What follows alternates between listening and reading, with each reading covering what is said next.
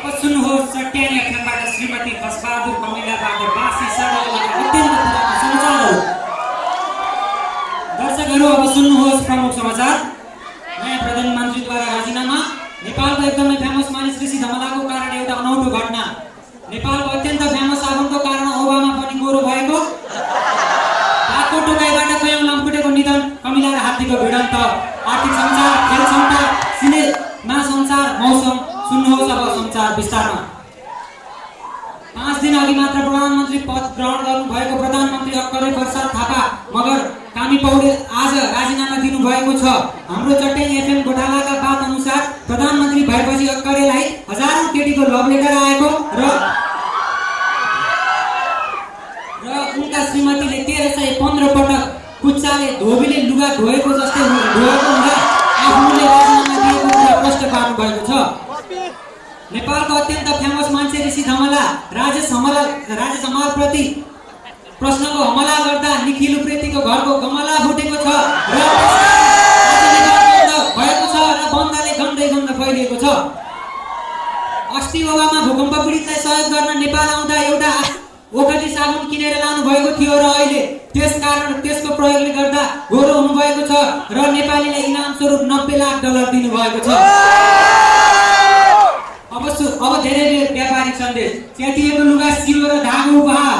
नयाँ टिभी किन्दा दूरबीन उपहार। 2-4 दिनमै बिग्रिने भएकाले छिमेकीको घरको टिभी हेर्न दूरबीन उपहार।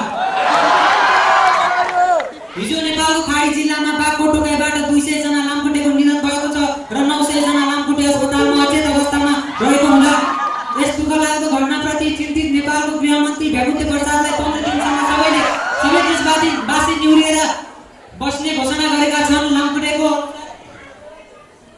लामखुट्टेको परिवारले क्षतिपूर्ति नदिएसम्म रोग सार्ने काम बन्द नगर्ने सरकारलाई धम्की दिएको छ। 1 महिना अगाडि खाने नभएको ठाउँमा हात्ती र कमिलाको घमासान युद्ध भएको छ। युद्धमा कमिलाद्वारा धेरै हात्तीहरू मारिएका छन्। हामीले पाएका छौँ कमिला तर्फबाट LMG AK-47 राइफल जस्ता खतरनाक हतियारहरू प्रयोग भएको हुँदा यस समाचार बनाउने अनुसार कमिलाको अन्न हात्तीले खाएपछि युद्धको प्रारम्भ भएको थियो। आर्थिक समाचार। अर्थ घुसखोरीद्वारा सुनको भाव घटेको हुँदा सबै देशवासीलाई वैवाहिक सम्बन्धमा सम्पन्न गर्न आग्रह र ग्यासको भाव बढेको हुँदा जनतालाई आन्दोलन गर्न आग्रह गर्दछौँ। खेल समाचार। नेपालले आन्दोलन प्रतियोगितामा 25 मा 25 स्वर्ण पदक प्राप्त गरेको छ। आज भएको आईसीसी वर्ल्ड कप फुटबलको फाइनलमा मनान मर्चेन्डीले चेल्सीलाई 4 गोल 4 विकेटले पराजित गरेको छ। एक ह्याट्रिक पारस खड्काले हात पारेका छन् भने 1 गोल र बाँकी सबै विकेट प्रचण्ड रोनाल्डोले लिएका छन्।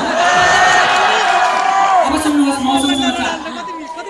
आज धेरै पानी पर्ने हुँदा मरुभूमिमा धान रोप्न तयार रहनु होला।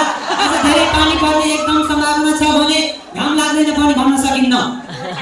आज बिहान बेलुका आकाशमा बादल हुनेछ। त्यसै भएर घाम कति बेला झुल्कन्छ र कति बेला अस्ताउँछ पनि भन्न सकिन्न। हस्त रेडियो हेर्नेलाई लभ। हिजो फेरि आउनेछौँ। Okay by by.